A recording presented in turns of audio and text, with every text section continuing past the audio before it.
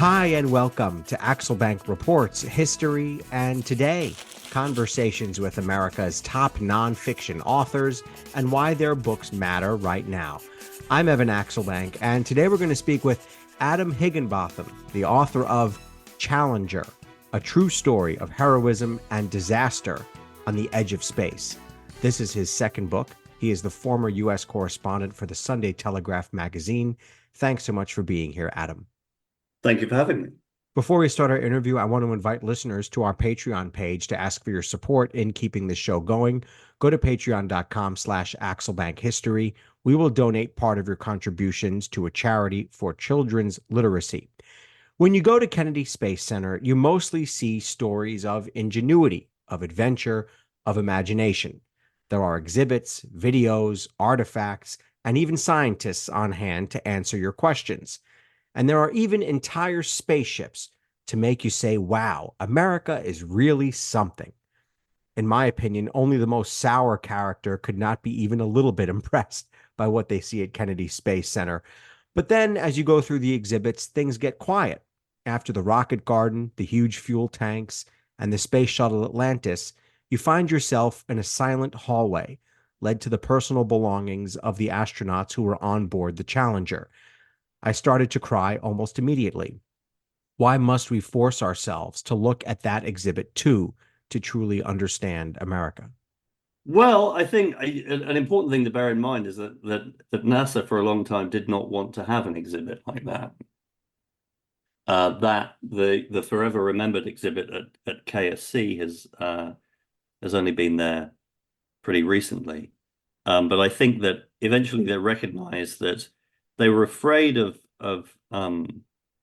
I think rekindling memories for the families of the crew of Challenger, and also, of upsetting people. And I think that institutionally there are ways in which NASA wanted to forget about that accident and about the Columbia accident that followed in 2003 and the Apollo 1 fire, which took place in 1967. And for a long time, the wreckage of Challenger, which actually is at the end of that hallway of the cabinets displaying the personal possessions of the Challenger crew, remained sealed in a pair of missile silos on the territory of Cape Canaveral Air Force Station. What is that back and forth about whether we should have an exhibit or whether we shouldn't? What does that back and forth tell you about America, the country? I think that people really appreciate having it. And I think the family members that I spoke to about it really appreciate having it. And I think that it's very important to remember it, because part of the reason that the Challenger accident happened in the first place is because a gulf had developed over a number of years, probably over decades, really, between the understanding that the engineers and astronauts who worked at NASA had of exactly how dangerous spaceflight really is, and the public perception of how dangerous it is. And this had allowed NASA to, extend programs of increasing ingenuity and riskiness while maintaining public support and making and really misleading the public into thinking that they really could do anything, and that space flight was not that dangerous. And I think it's really important for everybody involved to remember that it actually is a very perilous enterprise. And I think that display and exhibit at KSC, is an important reminder of that. In preparing for this episode, I watched the raw video of the disaster, and I noticed what you did. You say this right at the beginning of the book. It took 41 seconds for NASA flight announcer Steve Nesbitt to speak after seeing what had happened. What did you learn about him, Steve Nesbitt, that explains that ability to remain calm and measured, even as undoubtedly millions of people were screaming in fear and sadness? Well, I don't actually think it's true that millions of people were screaming in fear and sadness, because Steve Nesbitt, who I spent a lot of time talking to, was actually going through the same thought process as most of the people who are watching on the ground at Cape Canaveral, which was that this was such an unexpected event. And it's hard, I think, for people who didn't live through it, who weren't around at the time. I was 17 when it happened, so I remember it pretty clearly.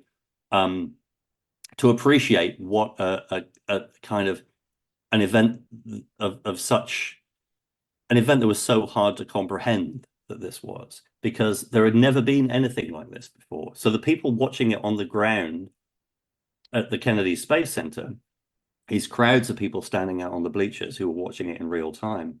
When you watch that footage that was shot from the ground by news crews, they're not screaming in anguish. What happens when the shuttle disintegrates above them is that initially they're silent. And indeed, some of them clap and cheer because they think that what they can see is the expected part of a normal ascent.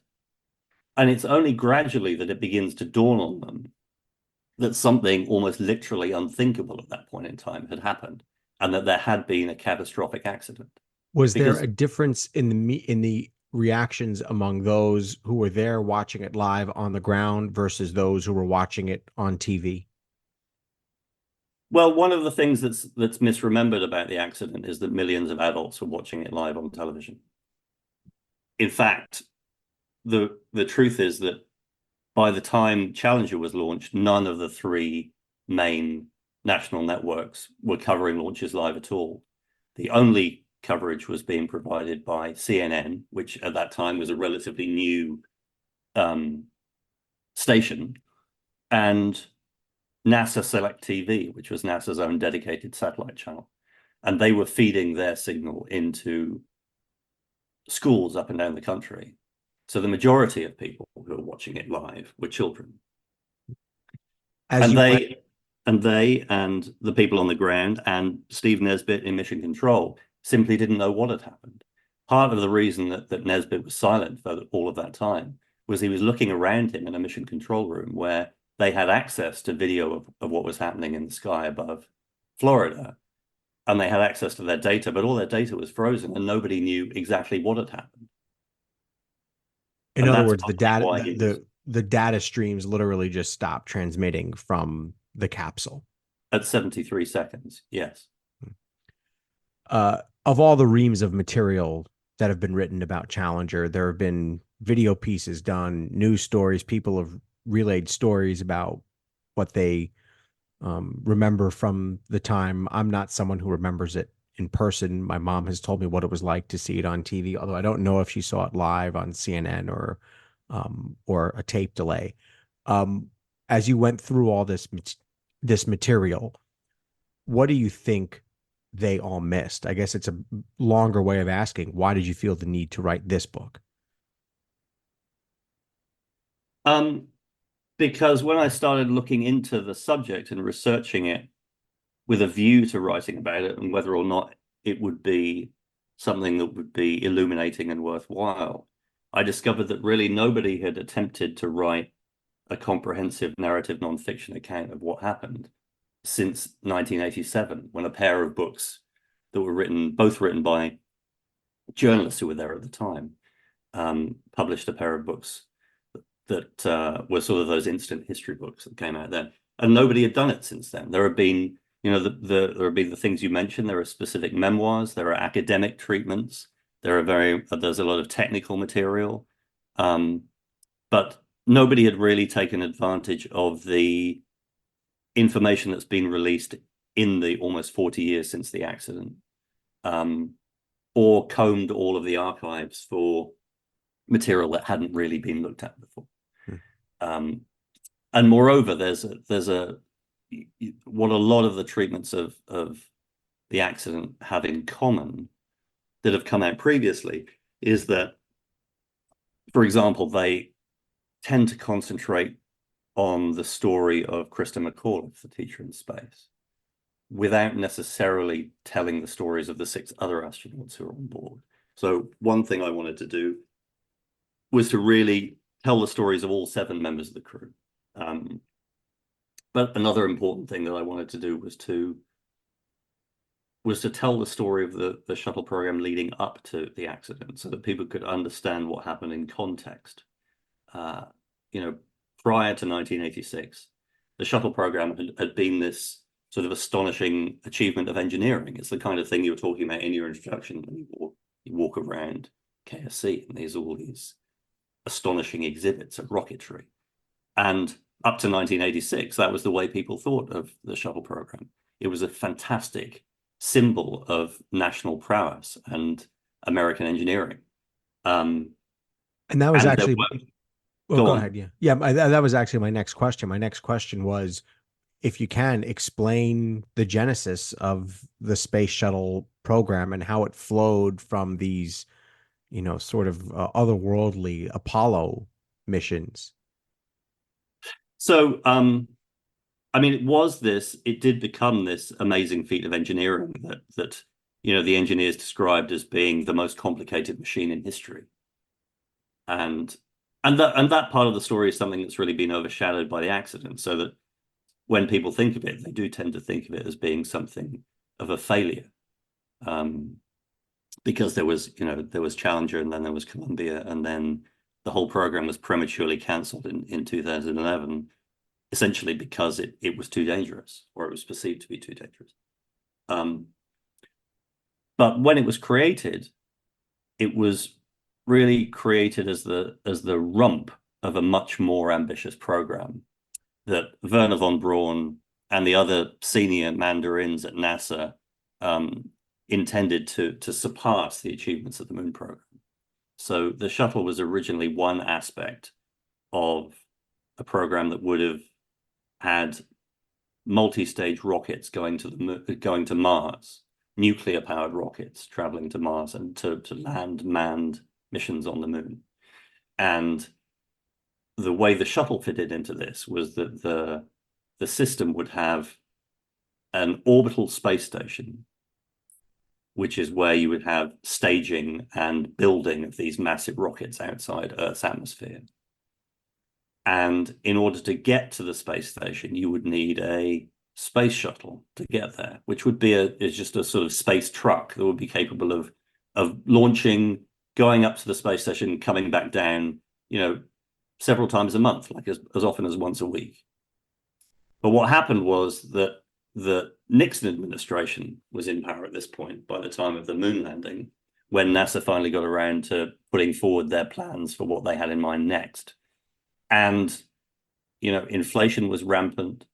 The war in Vietnam was at its most expensive. They had the Great Society program to pay for. And the moon had already been conquered, and all of that money had been spent. And so there was very little appetite within the Nixon administration to green light a yet more expensive program of space exploration. So they did away with the idea of the manned mission to Mars. They did away with the space station. And then all NASA was left with was the prospect of building a space shuttle. And at that point, you can see that, this was something that was designed to go back and forth between low Earth orbit and the ground. But it didn't really have a destination in mind, Yeah, because it where had were they never going? been. So what did Is they achieve? I mean, there were 25 or 24 flights, I think, before Challenger, and then I think Challenger itself had 9 flights before the disaster. What exactly was on the sort of tally sheet for what these programs were doing, both showing how the shuttle operates and then the actual science they were doing on board? Well, they built a genuinely reusable spacecraft, which is an enormous Yeah, achievement. that Nobody had ever by done that itself, before. yeah. Yes. So I mean, in that respect, it was this incredible piece of machinery.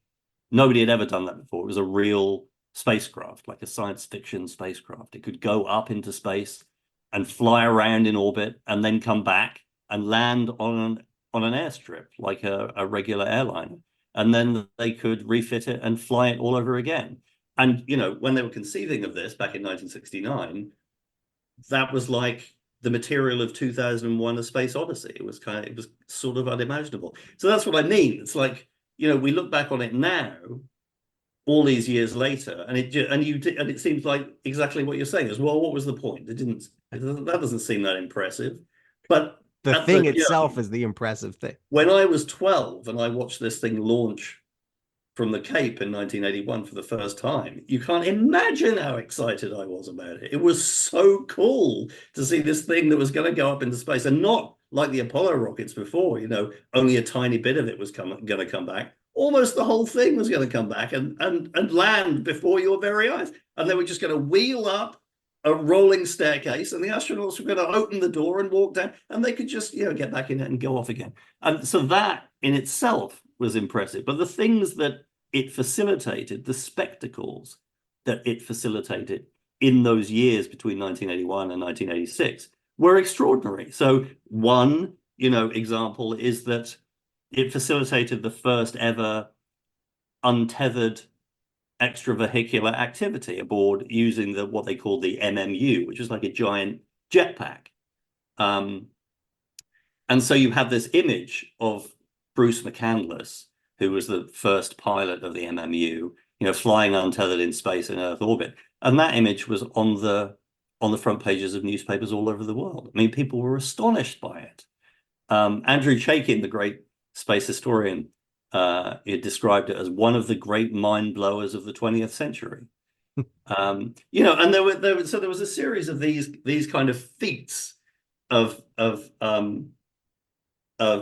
invention and ingenuity that really impressed people at the time, and all of that stuff was sort of swept away when the accidents happened. Yeah, I got a few questions about your sources and how you sort of put this together, but I do have one more question about leading up to the flight itself, and that is why and how, I guess, did NASA start beefing up this sort of PR effort to boost interest in the Challenger mission? Because NASA had become convinced over the years, and especially in the wake of the successful moon landing, that in order to continue getting their budgets approved, they needed to have extremely enthusiastic public engagement and support in order to maintain congressional support. And so if they wanted to continue, launching these audacious missions and inventing new kinds of spacecraft, and indeed for the agency really as a whole to continue to exist, they needed to keep the public engaged. So they needed to keep doing new experimental things that would impress and wow the public.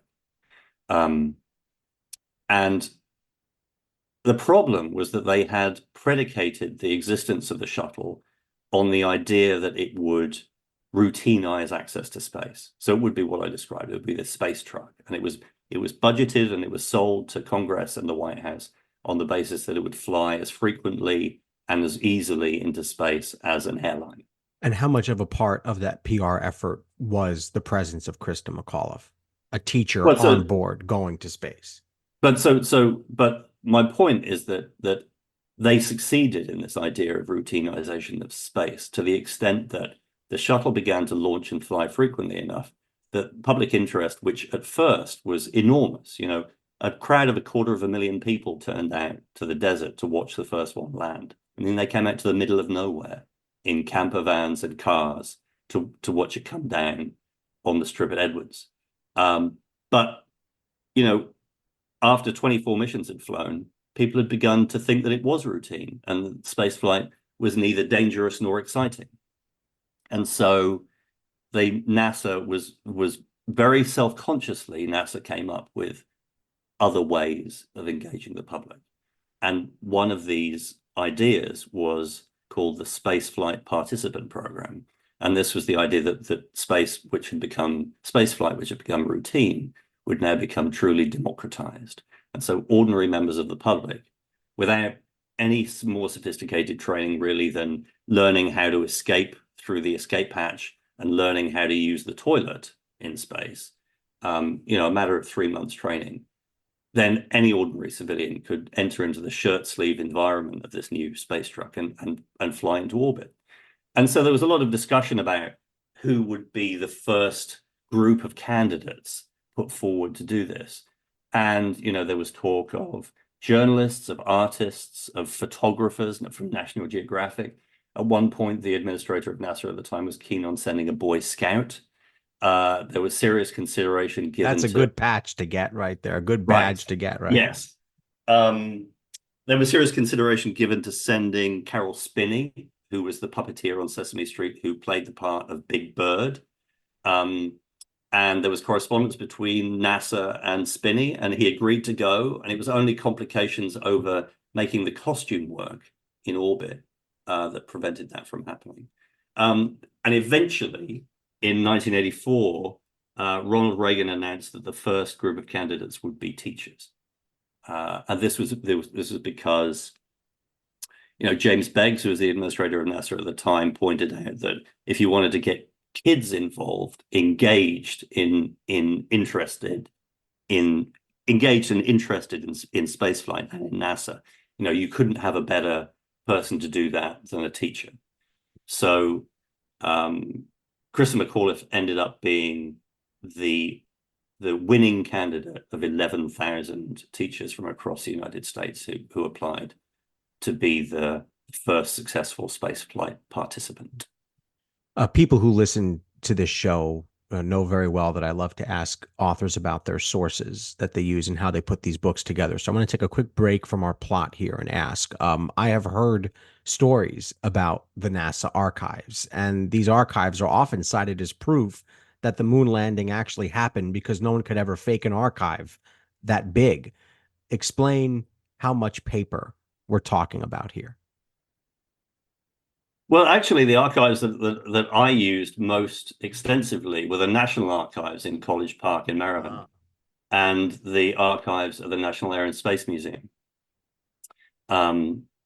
which proved to be the most important sources for the story, because the story tells the story of how the solid rockets, which were the immediate cause of the accident, and the engineers who worked on those solid rockets, built them, tested them, and ultimately the handful of engineers from Morton Thiokol who manufactured the rockets, who tried to have the launch stopped the night before Challenger finally took off. And so those two archives are the ones that were really important. What sources did you plumb and gather that, as you say, no one had written a book about this, at least a full-length treatment in, I guess, almost 40 years? What new things were you able to find and put into this story that had simply either been accidentally missed or willfully ignored? Well, probably the best example is what I found in the archives of the National Air and Space Museum, which was where I went to find the transcripts of interviews that Joe Trento, who wrote one of those two books I mentioned that was published in 1987, called Prescription for Disaster. One of the first things I did when I started work on the book was called up Joe and asked him if he still had the transcripts of the interviews that he'd done with senior NASA staff, including the administrator at the time of the administrator in the lead up to the accident. Because most of those guys were long dead. And some of the stuff in Prescription for Disaster was fascinating. I just wondered how much more of that there might be. And Joe said, oh, yeah, well, I don't have them, but you can get them because me and my wife, Susan, have donated all of that material to the National Air and Space Museum. If you want to go over there, you can just dig through it to your heart's content. And I said, well, that's great, Joe. I'll do that right away. Thank you very much. And so I wrote to the archivist of the National Air and Space Museum in Chantilly, Virginia. And she said, yes, absolutely. Come on down whenever you like. But just as soon as we reopen, because of the pandemic, we're just going to be closing down for a little bit and nobody can actually get into the archives. How long have you been working on this project for? 4 years. 4 years. So right at the beginning, yeah. So yeah, 2 years passed. Just waiting and waiting. And then I wrote back to Elizabeth and I said, so you're open now? I can come in? And she said, yeah, you can come in now. Just make an appointment and wear a mask. And there's only 3 people allowed in the reading room at one time because of continuing precautions. So you could come in 2 months. So I did that, and I was down there. I went down there, with a view to looking at these transcripts of interviews with James Beggs and other people like that. Mm-hmm. And so I got on the phone with Elizabeth once I got an appointment, and I said, well, how long do you think I should come down to look through these transcripts? So she went and got it. She said, it's just 3 file boxes. There's not much stuff here. And she starts leafing through it, and she says, come for 2 days. That'll be plenty of time to go through this stuff. There's really not much here. So I'm like, okay. I go down there and I go down for my first day and I go through the 3 boxes in a day. And she's absolutely right. There's nothing, these are old, like dot matrix printed hard copies of these transcripts that Joe and his wife have put in these file boxes. Not in any particular order. It's reasonably well organized, but there's loads of stuff in there that doesn't seem to be relevant. And then on the second day, I decide to, I'm following Robert Caro's advice about turning every page. I go through everything in the box. And at the end of one of the boxes, I find this little padded envelope. And in it is an unmarked CD in a jewel case. And I'm like, well, I don't know what this is. But it's at least 25 years old. So the likelihood of it having anything readable on it even is pretty low. So I take it to them and I said, I realize this is ridiculous. I don't know what it is, but would you mind having a look? And they're like, sure, we'll give it to the IT department, scan it for viruses and see if we can pull anything off it. We go for a sandwich, come back. I say, don't suppose you managed to get anything off that CD.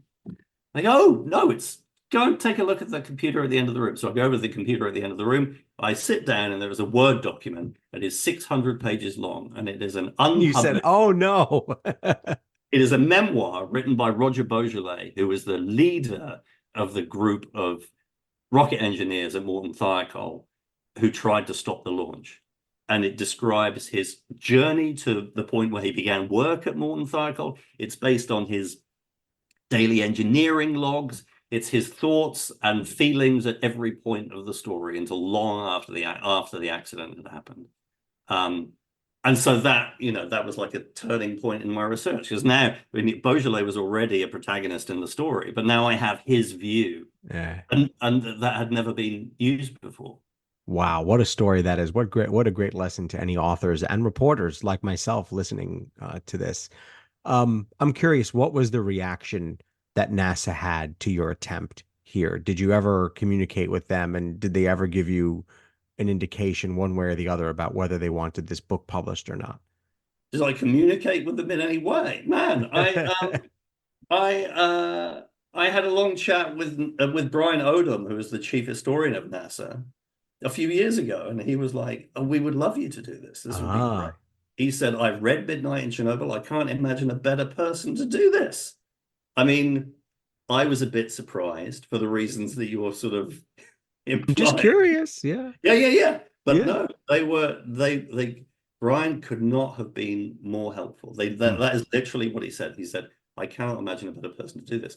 And then, he and the public affairs officers at the various centers around the country were central to me being able to write the book I've written, because you can't write in this degree of novelistic detail without actually visiting these places, so that you can describe what they look like, what the topography is, what the shadows on the roof of the Launch Control Center at KSC are like at 11:30 on a January morning. Right, You right. can't do that unless you can actually go there. So I went to all of these places. Brian organized this kind of amazing, like 10-day road trip, which took Wow. me all over the South and through all of these centers and up to the top of the test stands in the Stennis Test Center, and into the center director's office at the Johnson Space Center in Houston, and all of these places.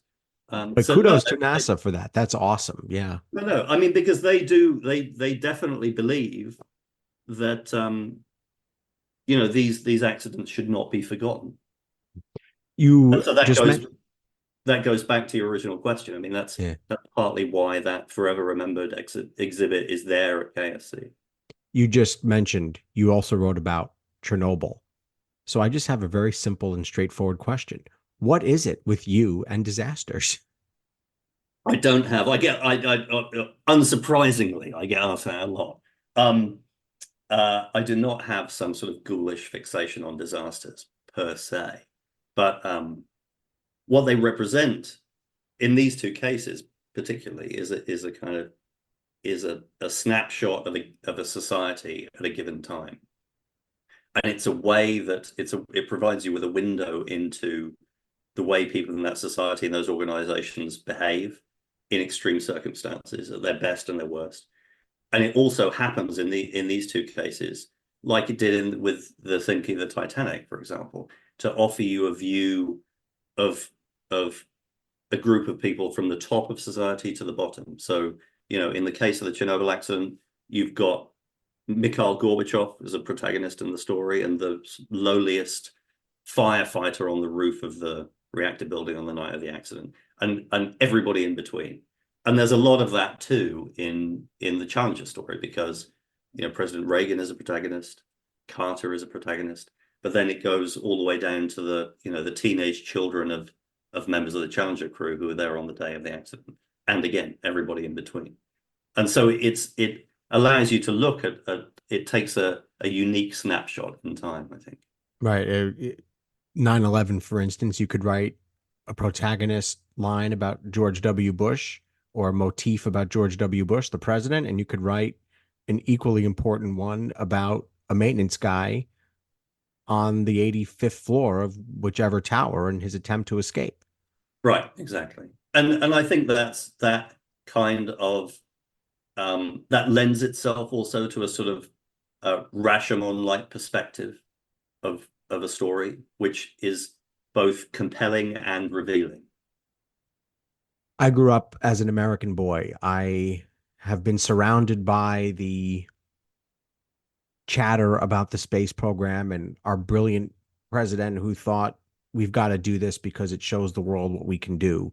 And I've been sort of surrounded, and we as Americans have been surrounded by this, for the lack of a better term, propaganda, but also some legitimate, incredible stories about our space program. What is the view from Great Britain? What is the view of a Brit about the American space program, and what does it mean to them, and then I guess to the rest of the world? That's an excellent question, but one I'm afraid that I'm not really very well equipped to answer, because I've lived in the United States for more than 20 Been here years. too long.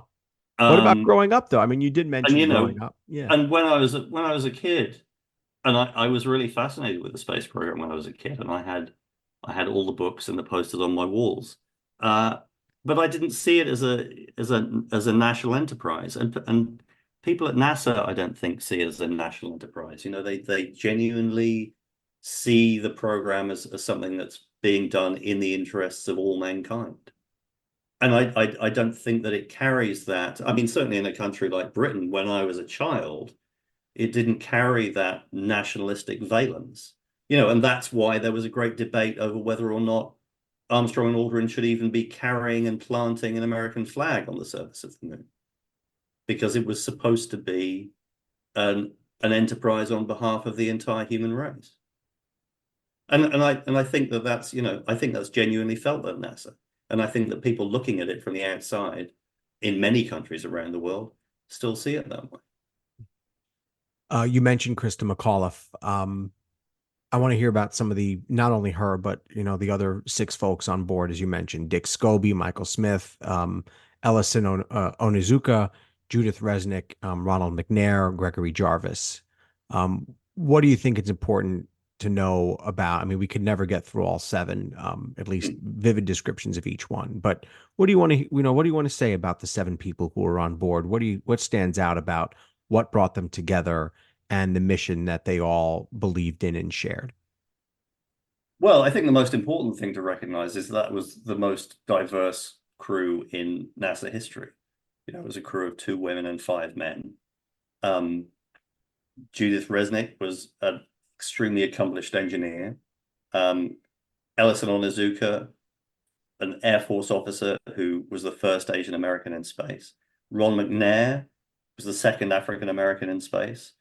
Krista McAuliffe was an accomplished female school teacher. Greg Jarvis was as a satellite engineer from the Hughes company, and they represented a sort of an almost perfect cross section of representative cross section of American society, the like of which they hadn't really flown on a mission before. It was almost as if it had been deliberately brought together for that purpose. And I think that's one reason that the accident was so shocking to people and resonated so much with people when it happened, not only because Krista McAuliffe embodied so many ordinary people's dreams of being able to fly into space themselves as ordinary citizens, but also because the crew, did represent a, a, a diverse cross-section of America. What did you discover about the way the stories meshed together about what happened and what went wrong? Obviously, there's going to be initial information that comes out.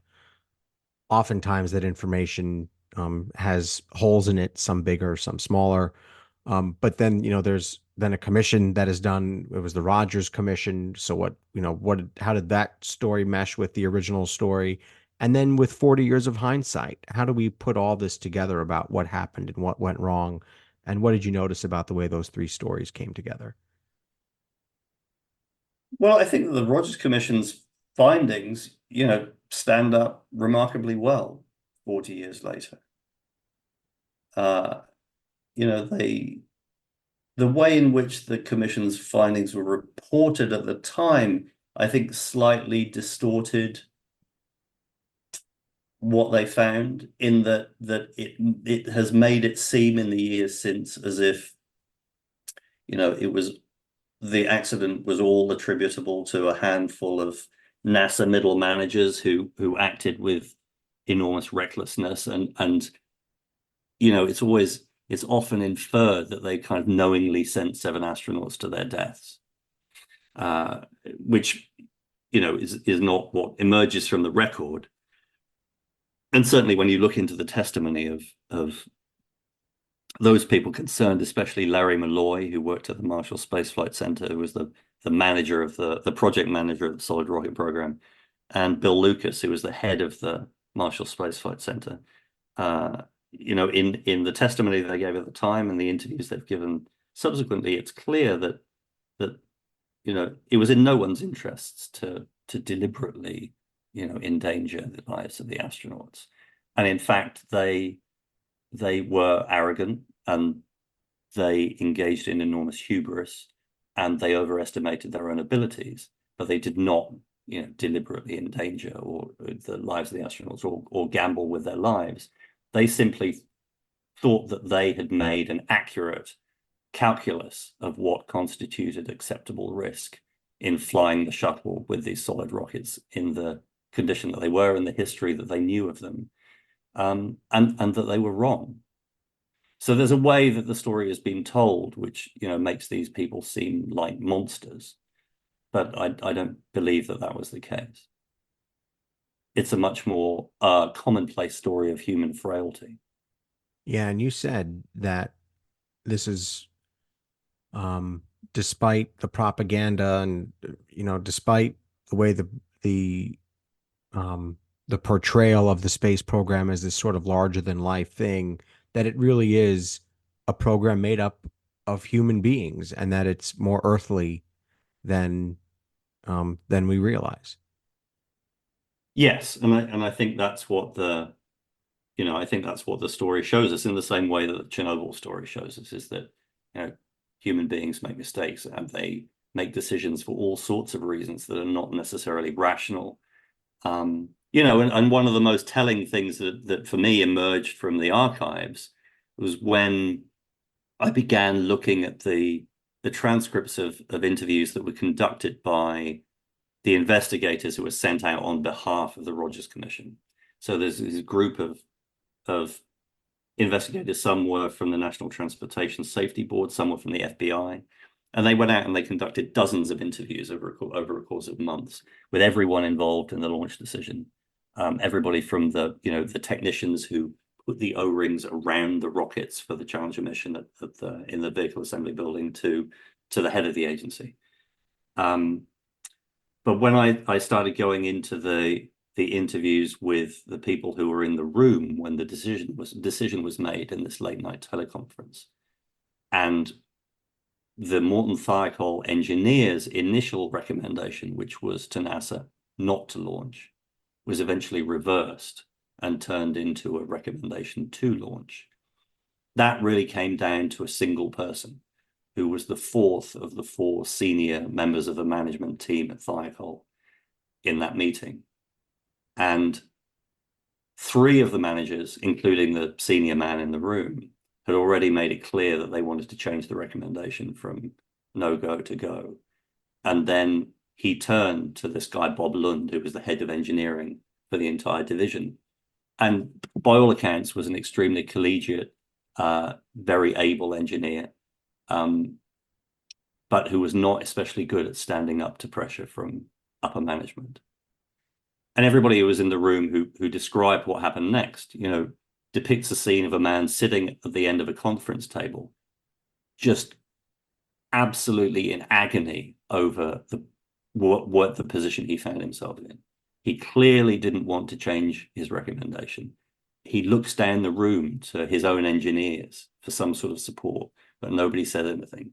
He starts to rise from his chair. He wipes a hand across his face. And in the end, he eventually just throws up his hands and he says, "Okay, I agree. Let's fire."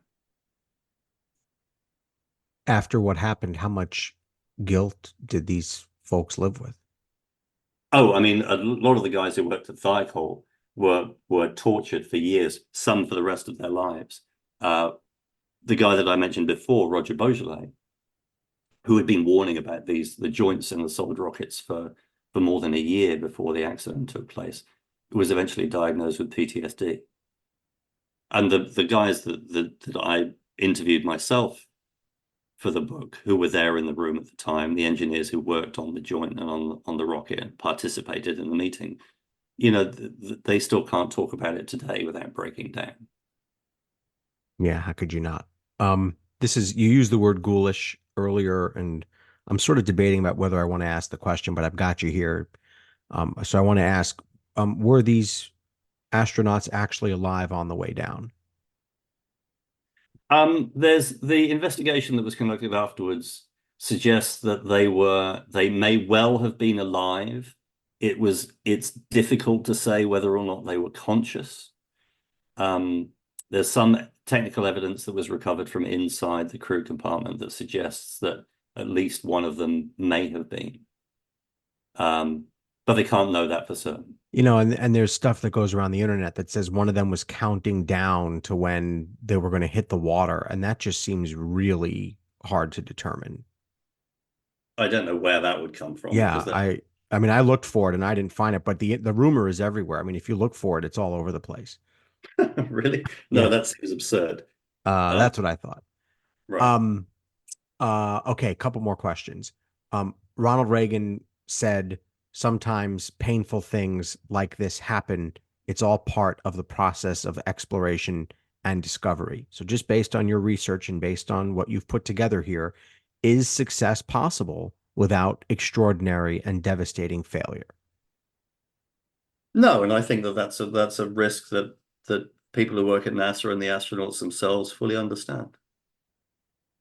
In the book there's a passage very early on where one of the engineers who's working at NASA after the launch pad fire in 1967 says something to the effect of, we lose pilots in experimental flight.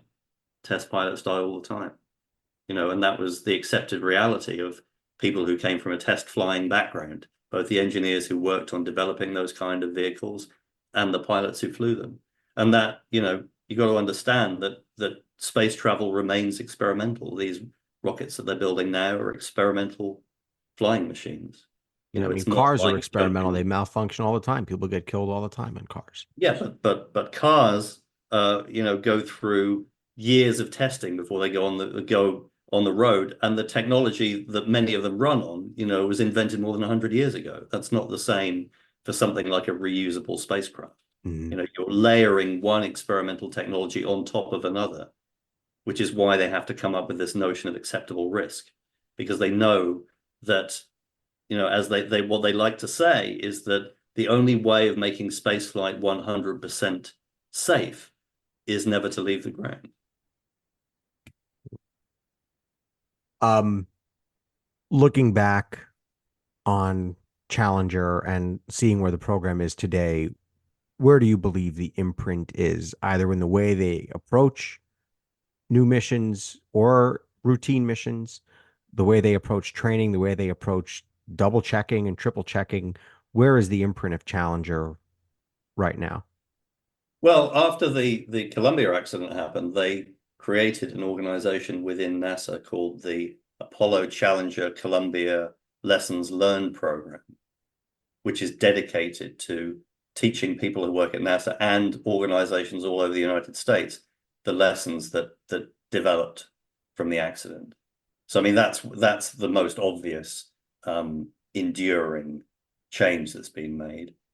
But also, the way in which the reputation of NASA as this organization that was capable of achieving the apparently impossible on a regular basis was permanently tarnished. Nobody thought of NASA in the same way again. And certainly, having watched it as a teenager, my conception of what was involved in spaceflight changed permanently that day because you couldn't be under any illusions about it just being a sort of exciting joyride anymore.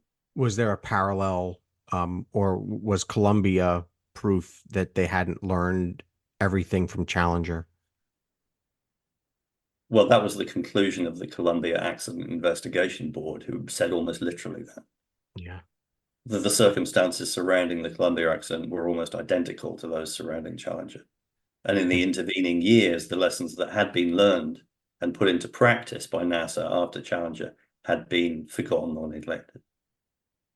Looking back on your journey from reporting, and I love reporters, so looking back on this journey from reporting and cranking out material, I prefer to not to use the term cranking out, but yes, me neither, do, but sometimes it go feels on. that way. Yeah, sometimes it feels that way.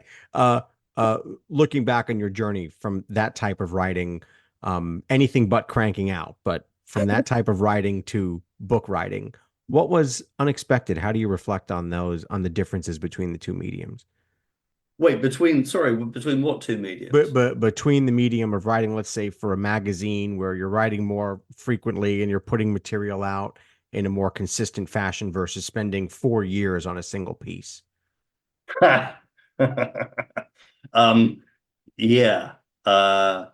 Evan, I can tell you haven't read very much of my old magazine writing. I mean, there were some of those pieces I spent You'll have to years. send them to me. I'll read them. So, so yeah, not really, not very much. I mean, Is that basically, right? I Yeah. was always, for years before I wrote my first book, I was essentially a frustrated book writer. So, I mean, I would spend months in research and seeking out material, and then, agonize over every syllable of what I was cranking out at the end of You're the the envy process. of the world for all reporters out there. I can promise you that. It was not a very economical way of existing, let's put it that way. But no, I mean, so for years I did write, I wrote principally like long pieces. So those things would be like 5 or 6 thousand words long, and I'd spend months at a time working on them. So it was much more of a logical evolution than a kind of sudden jump. So I was always interested in, narrative structure and scene setting and depth of reporting. Your book is dedicated to Isla. I guess it's spelled that way, Isla. Who is That's right. Isla? Who is Isla, and why did you dedicate the book? I She is assume my to her. 14-year-old daughter. Yeah. And the first book was dedicated to my wife. But at that time, Isla was only 9 when that came out. So she was less engaged in questioning an awareness of why her name might not have been put on the frontispiece of the book. But by the time this one rolled around, there were certain expectations, let's put it that way. Yeah. For your next book, you got to just put the person you're dedicating it to on the cover of the book. Have you decided yet? Have you thought about yet? Is there another disaster out there that you think shows the entirety of society, and then you can create a snapshot in the way that Chernobyl and now Challenger has? Never say never, but I'm pretty reluctant to write about another disaster, I must admit. Um, you know, it would be nice to write a book about something where things went entirely right, but in a very exciting way. Cool. Adam Higginbotham, the author of Challenger, a true story of heroism and disaster on the edge of space. Thanks so much for being here. Thank you. Check out the book and his website, adamhigginbotham.com. He's on the website formerly known as Twitter at HigginbothamA. I want to invite listeners to our Patreon page to ask for your support in keeping this show going. Go to patreon.com/AxelBankHistory. We will donate part of your contributions to a charity that promotes children's literacy. And thank you for listening to Axel Bank Reports History and Today, conversations with America's top nonfiction authors and why their books matter right now. Check us out on Facebook, Twitter, and Instagram at Axel Bank History. We update those with clips from the show, guest announcements, and book recommendations. See you next time. Thanks.